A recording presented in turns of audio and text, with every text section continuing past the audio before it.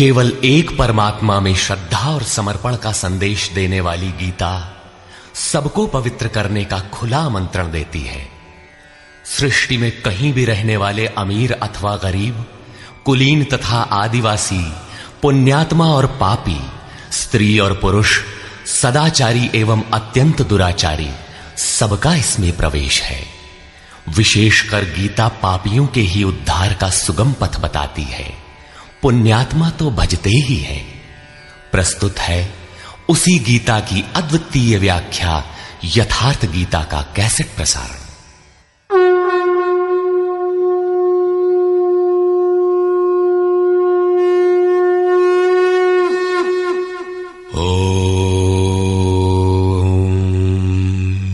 श्री परमात्मने नमः। यथार्थ गीता श्रीमद् भगवत गीता अथ द्वितीयो अध्यायः। प्रथम अध्याय गीता की प्रवेशिका है, जिसमें आरंभ में पथिक को प्रतीत होने वाली उलझनों का चित्रण है। लड़ने वाले संपूर्ण कौरव पांडव थे, किंतु संशय का पात्र मात्र अर्जुन है। अनुराग ही अर्जुन है। इष्ट के अनुरूप राग ही पथिक को क्षेत्र क्षेत्रज्ञ के संघर्ष के लिए प्रेरित करता है। अनुराग आरंभिक स्तर है। पूज्य महाराज जी कहते थे, सदगृहस्थ आश्रम में रहते हुए ग्लानि होने लगे, अश्रुपात होता हो, कंठ अवरुद्ध होता हो, तो समझना कि यहीं से भजन आरंभ हो गया। अनुराग में ये सब कुछ आ जाता है। उसमें धर्म, नियम, सत्संग, भाव सभी विद्यमान होंगे। अनुराग के प्रथम चरण में पारिवारिक मोह बाधक बनता है। पहले सभी चाहते हैं कि हम उस परम सत्य को प्राप्त कर लें, किंतु आगे बढ़ने पर वो देखता है कि इन मधुर संबंधों का उच्छेद करना होगा। तब हताश हो जाता है। वो पहले से जो कुछ धर्म कर्म मानकर करता था, उतने में ही संतोष करने लगता है। अपने मोह की पुष्टि के लिए वो प्रचलित रूढ़ियों का प्रमाण भी प्रस्तुत करता है, जैसा अर्जुन ने किया कि कुल धर्म सनातन है। युद्ध से सनातन धर्म का लोप होगा, कुल क्षय होगा, स्वैराचार फैलेगा। ये अर्जुन का उत्तर नहीं था, बल्कि सद्गुरु के सान्निध्य से पूर्व की अपनाई गई एक कुरीति मात्र थी। इन्हीं कुरीतियों में फंसकर मनुष्य पृथक पृथक धर्म, अनेक संप्रदाय, छोटे बड़े गुट और असंख्य जातियों की रचना कर लेता है। कोई नाक दबाता है, कोई कान फाड़ता है। किसी के छूने से धर्म नष्ट होता है, तो कहीं रोटी पानी से धर्म नष्ट होता है। तो क्या अछूत या छूने वालों का दोष है? कदापि नहीं। दोष हमारे भ्रमदाताओं का है। धर्म के नाम पर हम कुरीति के शिकार हैं, इसलिए दोष हमारा है। महात्मा बुद्ध के समय में केश कंबल एक संप्रदाय था, जिसमें केश को बढ़ाकर कंबल की तरह प्रयोग करने को पूर्णता का मानदंड माना जाता था।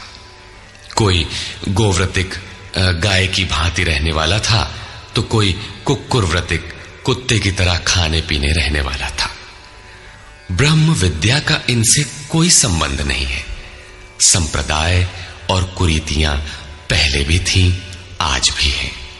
ठीक इसी प्रकार कृष्ण काल में भी संप्रदाय थे, कुरीतियां थीं। उनमें से एकाध कुरीति का शिकार अर्जुन भी था। उसने 4 तर्क प्रस्तुत किए। 1, ऐसे युद्ध से सनातन धर्म नष्ट हो जाएगा। 2, वर्ण संकर पैदा होगा। 3, पिंडोदक क्रिया लोप होगी। और 4, हम लोग कुलक्षय द्वारा महान पाप करने को उद्यत हुए हैं। इस पर योगेश्वर श्री कृष्ण ने कहा, संजय उवाच।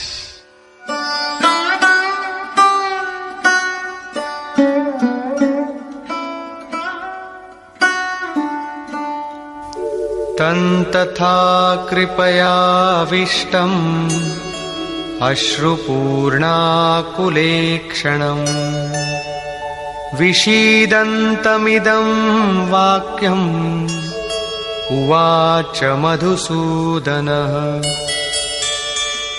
करुणा से व्याप्त अश्रुपूर्ण व्याकुल नेत्रों वाले उस अर्जुन के प्रति मधुसूदन, मद का विनाश करने वाले भगवान ने ये वचन कहा।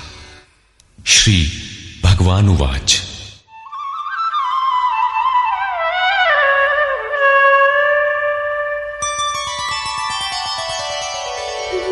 कुतस्त्वाकश्मलमिदं विषमे समुपस्थितम् अनार्यजुष्टमस्वर्ग्यम् अकीर्तिकरमर्जुन। अर्जुन, इस विषम स्थल में तुझे ये अज्ञान कहां से हो गया? विषम स्थल अर्थात जिसकी समता का सृष्टि में कोई स्थल है ही नहीं, पारलौकिक है लक्ष्य जिसका, उस निर्विवाद स्थल पर तुझे अज्ञान कहां से हुआ? अज्ञान क्यों? अर्जुन तो सनातन धर्म की रक्षा के लिए कटिबद्ध है। क्या सनातन धर्म की रक्षा के लिए प्राणपण से तत्पर होना अज्ञान है? श्री कृष्ण कहते हैं, हां, ये अज्ञान है। न तो संभावित पुरुषों द्वारा इसका आचरण किया गया है, न स्वर्ग ही देने वाला है और न ये कीर्ति को ही करने वाला है। सन्मार्ग पर जो दृढ़तापूर्वक आरूढ़ है उसे आर्य कहते हैं। परिवार के लिए मरना मिटना यदि अज्ञान न होता तो महापुरुष उस पर अवश्य चले होते। यदि कुल धर्म ही सत्य होता तो स्वर्ग और कल्याण की निःश्रेणी अवश्य बनता। ये कीर्तिदायक भी नहीं है। मीरा भजन करने लगी तो लोग कहें मीरा भई बावरी, सास कहे कुल नाशी रे। जिस परिवार, कुल और मर्यादा के लिए मीरा की सास बिलख रही थी, आज उस कुलवंती सास को कोई नहीं जानता। मीरा को विश्व जानता है।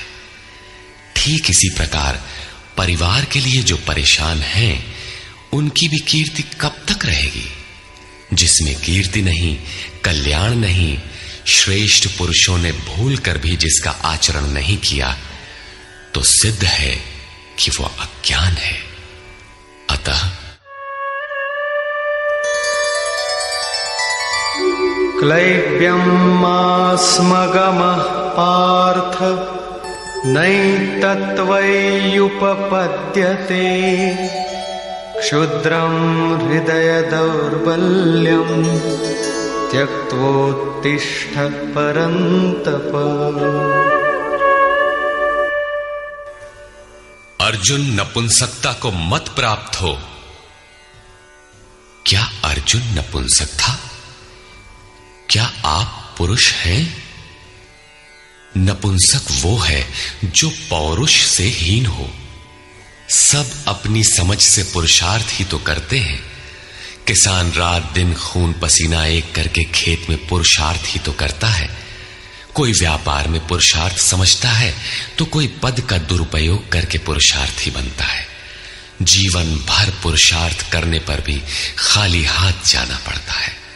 स्पष्ट है कि यह पुरुषार्थ नहीं है। शुद्ध पुरुषार्थ है आत्मदर्शन। गार्गी ने याज्ञवल्क्य से कहा, नपुंसक पुमान ज्ञेयो यो न वेत्ति हृदि स्थितम पुरुषम स्वप्रकाशम तस्मानंदात्मानमव्ययम्।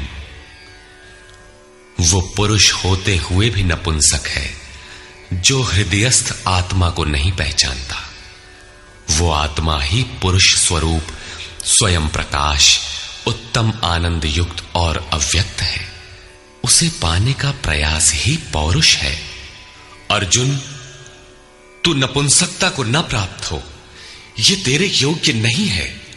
हे परम तप, हृदय की इस क्षुद्र दुर्बलता को त्याग कर युद्ध के लिए खड़ा हो। इस पर अर्जुन ने तीसरा प्रश्न प्रस्तुत किया। अर्जुन उवाच।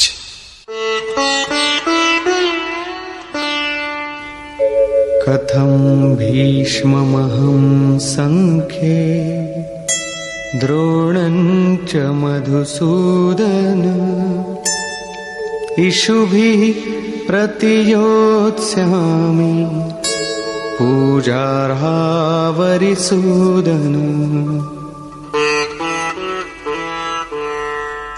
अहंकार का शमन करने वाले मधुसूदन, मैं रणभूमि में पितामह भीष्म और आचार्य द्रोण से किस प्रकार बाणों से युद्ध करूंगा, क्योंकि अरिसूदन वे दोनों ही पूजनीय हैं।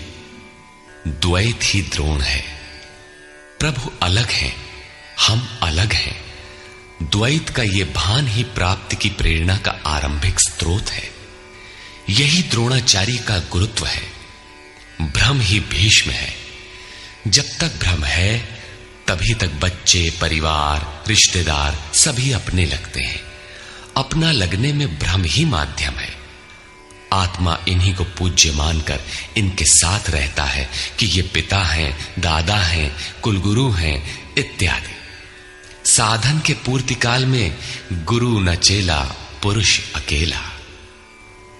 न बंधुर न मित्रम गुरुर्नैव शिष्यः चिदानंद रूपः शिवोहम शिवोहम। जब चित्त उस परम आनंद में विलय हो जाता है तब न गुरु ज्ञान दाता और न शिष्य ग्रहण करता ही रह जाता है। यही परम की स्थिति है। गुरु का गुरुत्व प्राप्त कर लेने पर गुरुत्व एक जैसा हो जाता है। श्री कृष्ण कहते हैं, अर्जुन तुम मुझ में निवास करेगा। जैसे श्री कृष्ण वैसा ही अर्जुन, और ठीक वैसा ही प्राप्ति वाला महापुरुष हो जाता है। ऐसी अवस्था में गुरु का भी विलय हो जाता है। गुरुत्व हृदय में प्रवाहित हो जाता है।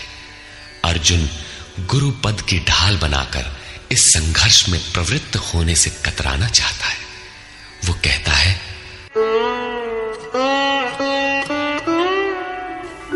गुरून् हत्वा हि महानुभावान् श्रेयो भोक्तुं भैक्षमपीह लोके हत्वार्थकामास्तु गुरूनिहैव भुञ्जीय भोगान् रुधिरप्रदिग्धान्। इन महानुभाव गुरुजनों को न मारकर मैं इस लोक में भिक्षा का अन्न भी श्रेयस्कर समझता हूं। यहां भिक्षा का अर्थ उदर पोषण के लिए भीख मांगना नहीं, बल्कि सत्पुरुषों की टूटी फूटी सेवा द्वारा उनसे कल्याण की याचना ही भिक्षा है। अन्नम ब्रह्मेति व्यजानात्। अन्न एकमात्र परमात्मा है, जिसे प्राप्त करके आत्मा सदा के लिए तृप्त हो जाता है, कभी अतृप्त नहीं रहता।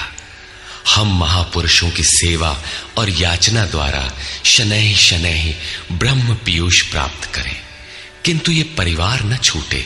यही अर्जुन के भिक्षान्न की कामना है। संसार में अधिकांश लोग ऐसा ही करते हैं। वे चाहते हैं कि पारिवारिक स्नेह संबंध न मारना पड़े और मुक्ति भी शनैः शनैः मिल जाए, किंतु चलने वाले पथिक के लिए, जिसके संस्कार इनसे ऊपर है, जिसमें संघर्ष की क्षमता है, स्वभाव में क्षत्रियत्व प्रवाहित है, उसके लिए इस भिक्षान्न का विधान नहीं है। स्वयं न करके याचना करना भिक्षान्न है। गौतम बुद्ध ने भी मध्यम निकाय के धम्म दायाद सुत्त में इस भिक्षान्न की आमिष दायाद कहकर उसे हेय माना है, जबकि शरीर यापन से सभी भिक्षु थे। इन गुरुजनों को मारकर मिलेगा क्या? इस लोक में रुधिर से सने अर्थ और काम के भोग ही तो भोगने को मिलेंगे। अर्जुन कदाचित सोचता था कि भजन से भौतिक सुखों की मात्रा में अभिवृद्धि होगी। इतना संघर्ष झेलने के बाद भी इस शरीर के पोषक अर्थ और काम के भोग ही तो मिलेंगे। वो पुनः तर्क देता है,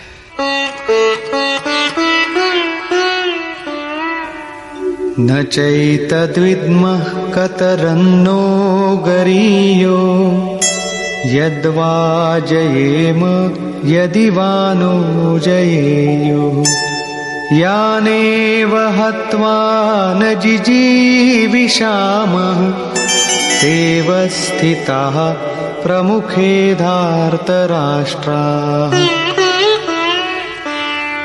ये भी निश्चित नहीं है कि वो भोग मिलेगा ही। ये भी हम नहीं जानते कि हमारे लिए क्या करना श्रेयस्कर है, क्योंकि जो कुछ हमने कहा वो अज्ञान प्रमाणित हो गया। ये भी ज्ञात नहीं है कि हम जीतेंगे अथवा वे ही जीतेंगे। जिन्हें मारकर हम जीना भी नहीं चाहते, वे ही धृतराष्ट्र के पुत्र हमारे सामने खड़े हैं। अज्ञान रूपी धृतराष्ट्र से उत्पन्न मोह इत्यादि स्वजन समुदाय मिट ही जाएंगे, तब हम जीकर ही क्या करेंगे। अर्जुन पुनः सोचता है कि जो कुछ हमने कहा कदाचित ये भी अज्ञान हो, अतः प्रार्थना करता है। कार्पण्यदोषोपहतः स्वभावः पृच्छामि त्वां धर्मसम्मूढचेताः यच्छ्रेयस्यान्निश्चितं ब्रूहि तन्मे शिष्यस्तेऽहं शाधि मां त्वां प्रपन्नम्। कायरता के दोष से नष्ट स्वभाव वाला, धर्म के विषय में सर्वथा मोहित चित्त हुआ मैं आपसे पूछता हूं, जो कुछ निश्चित परम कल्याणकारी हो वो साधन मेरे लिए कहिए। यहां अर्जुन ने पूर्ण समर्पण कर दिया। अभी तक वो श्री कृष्ण को अपने स्तर का ही समझता था, अनेक विद्याओं में अपने को कुछ आगे ही मानता था। यहां उसने अपनी बागडोर श्री कृष्ण को वस्तुतः सौंप दी। सद्गुरु पूर्ति पर्यंत हृदय में रहकर साधक के साथ चलते हैं। यदि वे साथ न रहे तो साधक पार न हो। युवा कन्या के परिवार वाले जिस प्रकार शादी विवाह तक उसको संयम की शिक्षा देते हुए संभाल ले जाते हैं, ठीक उसी प्रकार सद्गुरु अपने शिष्य की अंतरात्मा से रथी होकर उसे प्रकृति की घाटियों से निकालकर पार कर देते हैं। अर्जुन निवेदन करता है कि भगवान, एक बात और है। नहि प्रपश्यामि ममापनुद्यात् यच्छोकमुच्छोषणमिन्द्रियाणाम् अवाप्य भूमावसपत्नमृद्धम् राज्यं सुराणामपि चाधिपत्यम्। भूमि पर निष्कंटक धन धान्य संपन्न राज्य को और देवताओं के स्वामीपन इंद्र पद को पाकर भी मैं उस उपाय को नहीं देखता जो मेरी इंद्रियों को सुखाने वाले शोक को दूर कर सके। जब शोक बना ही है तो ये सब लेकर ही मैं क्या करूंगा। यदि इतना ही मिलना है तो क्षमा करें। अर्जुन ने सोचा, अब इसके आगे बतावेंगे भी क्या। संजय उवाच।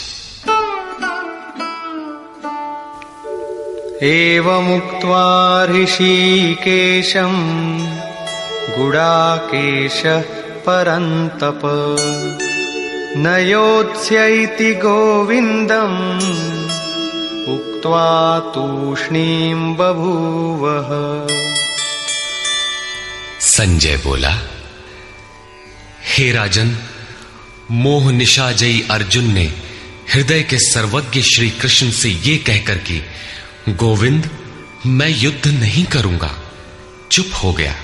अभी तक अर्जुन की दृष्टि पौराणिक है, जिसमें कर्म कांडों के साथ भोगों की उपलब्धि का विधान है, जिसमें स्वर्ग ही सब कुछ माना जाता है, जिस पर श्री कृष्ण प्रकाश डालेंगे कि ये विचारधारा भी गलत है।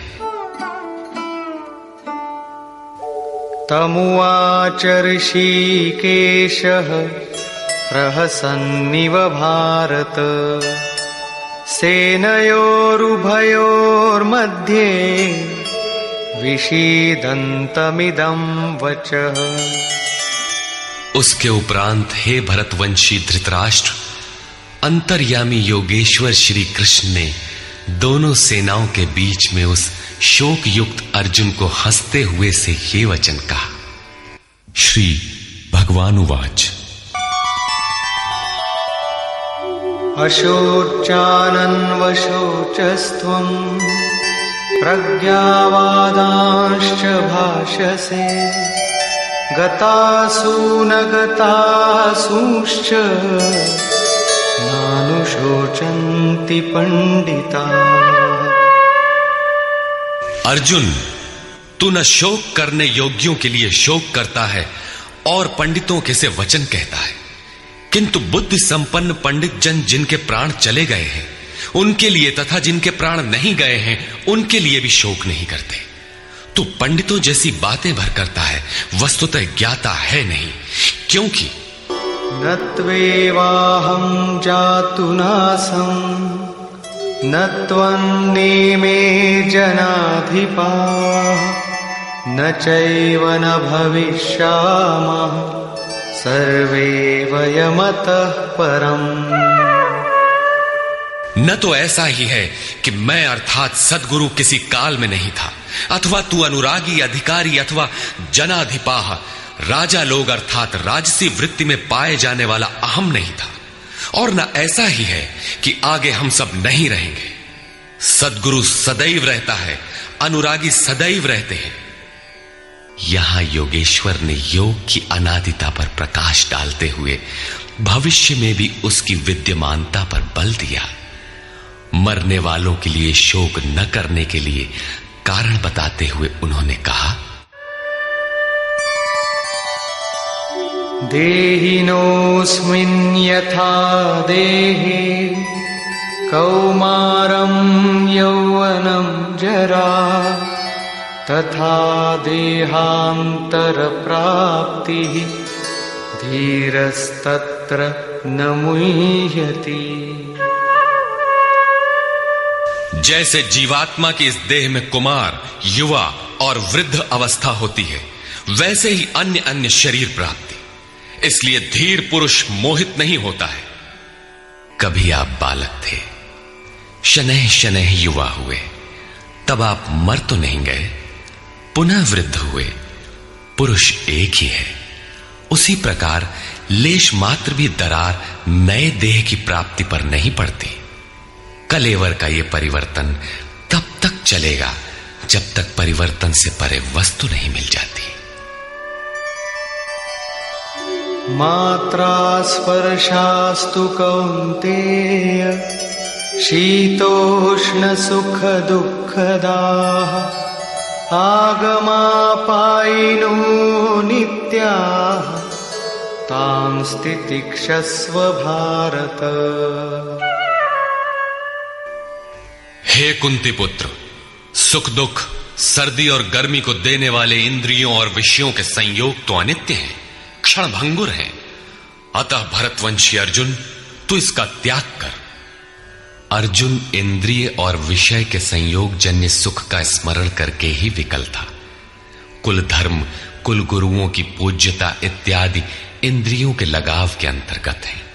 ये क्षणिक हैं, झूठे हैं, नाशवान हैं। विषयों का संयोग न सदैव मिलेगा और न सदैव इंद्रियों में क्षमता ही रहेगी। अतः अर्जुन, तू इनका त्याग कर, सहन कर। क्यों? क्या हिमालय की लड़ाई थी जो अर्जुन सर्दी सहन करता, अथवा क्या ये रेगिस्तान की लड़ाई है जहां अर्जुन गर्मी सहन करे? कुरुक्षेत्र जैसा कि लोग बाहर बताते हैं समशीतोष्ण स्थली है। कुल 18 दिन तो लड़ाई हुई, इतने में कहां जाड़ा गर्मी बीत गई। वस्तुतः सर्दी गर्मी, दुख सुख, मान अपमान का सहन करना एक योगी पर निर्भर करता है। यह हृदय देश की लड़ाई का चित्रण है। बाहर युद्ध के लिए गीता नहीं कहती। यह क्षेत्र क्षेत्रज्ञ का संघर्ष है, जिसमें आसुरी संपद का सर्वथा शमन कर परमात्मा में स्थिति दिलाकर दैवी संपद भी शांत हो जाती है। जब विकार है ही नहीं तो सजातीय प्रवृत्तियां किस पर आक्रमण करें? अतः पूर्णत्व के साथ वे भी शांत हो जाती हैं, इससे पहले नहीं। गीता अंतर्देश की लड़ाई का चित्रण है। इस त्याग से मिलेगा क्या, इससे लाभ क्या है, इस पर श्री कृष्ण कहते हैं, यम हि न व्यथयन्त्येते पुरुषं पुरुषर्षभ समदुःख सुखं धीरं सोमृतत्वाय कल्पते। क्योंकि हे पुरुष श्रेष्ठ, दुख सुख को समान समझने वाले जिस धीर पुरुष को इंद्रियों और विषयों के संयोग व्यथित नहीं कर पाते, वो मृत्यु से परे अमृत तत्व की प्राप्ति के योग्य हो जाता है। यहां श्री कृष्ण ने एक उपलब्धि अमृत की चर्चा की। अर्जुन सोचता था कि युद्ध के परिणाम में स्वर्ग मिलेगा या पृथ्वी, किंतु श्री कृष्ण कहते हैं कि न स्वर्ग मिलेगा और न पृथ्वी, बल्कि अमृत मिलेगा। अमृत क्या है? नासतो विद्यते भावो ना भावो विद्यते सतः उभयोरपि दृष्टोऽन्तः त्वनयोस्तत्त्वदर्शिभिः। अर्जुन, असत वस्तु का अस्तित्व नहीं है, वो है ही नहीं, उसे रोका नहीं जा सकता, और सत्य का तीनों काल में अभाव नहीं है, उसे मिटाया नहीं जा सकता। अर्जुन ने पूछा, क्या भगवान होने के नाते आप कहते हैं? श्री कृष्ण ने बताया, मैं तो कहता ही हूं। इन दोनों का यह अंतर हमारे साथ साथ तत्वदर्शियों द्वारा भी देखा गया है। श्री कृष्ण ने वही सत्य दोहराया जो तत्वदर्शियों ने कभी देख लिया था। श्री कृष्ण भी एक तत्वदर्शी महापुरुष थे। परम तत्व परमात्मा का प्रत्यक्ष दर्शन करके उसमें स्थिति वाले तत्वदर्शी कहलाते हैं। सत और असत हैं क्या, इस पर कहते हैं, अविनाशी तु तद्विद्धि येन सर्वमिदं ततं विनाशमव्ययस्यास्य न कश्चित् कर्तुमर्हति। नाश रहित तो वो है जिससे ये संपूर्ण जगत व्याप्त है। इस अव्ययस्य अविनाशी का विनाश करने में कोई समर्थ नहीं है। किंतु इस अविनाशी अमृत का नाम क्या है, वो है कौन? अन्तवन्त इमे देहा नित्यस्योक्ताः शरीरिणः अनाशिनो प्रमेयस्य तस्माद्युध्यस्व भारत। अविनाशी अप्रमेय नित्य स्वरूप आत्मा के ये सभी शरीर नाशवान कहे गए हैं।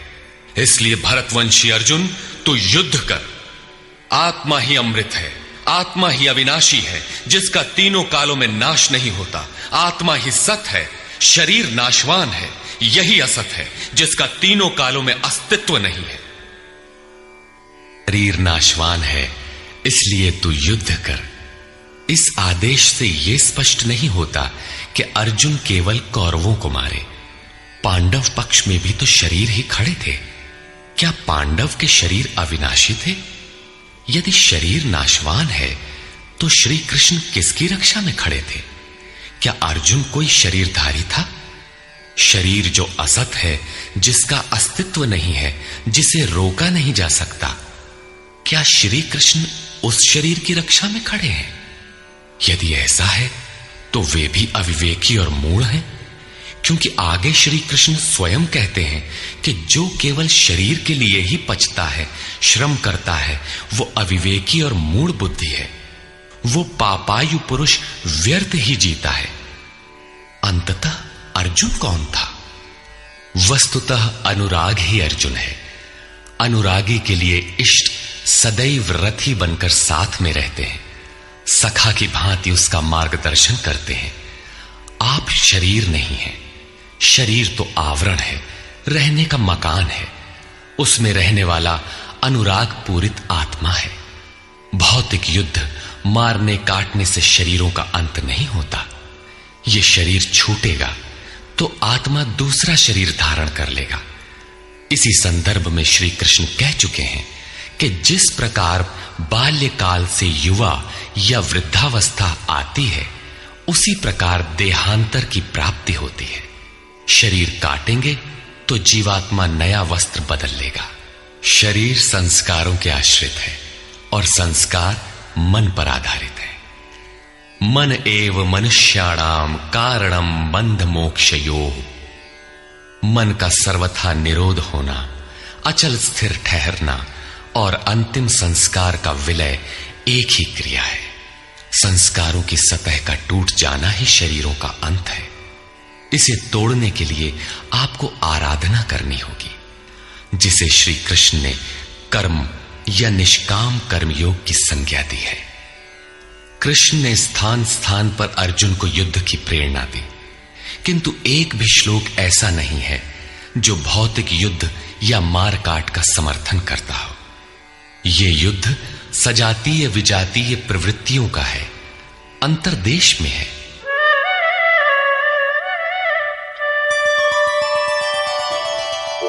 य एनं वेत्ति हन्तारम् यश्चैनं मन्यते हतम् उभौ तौ न विजानीतो नायं हन्ति न हन्यते। जो इस आत्मा को मारने वाला मानता है तथा जो इस आत्मा को मरा हुआ समझता है, वे दोनों ही आत्मा को नहीं जानते, क्योंकि ये आत्मा न तो मारता है और न मारा ही जाता है। पुनः इसी पर बल देते हैं। न जायते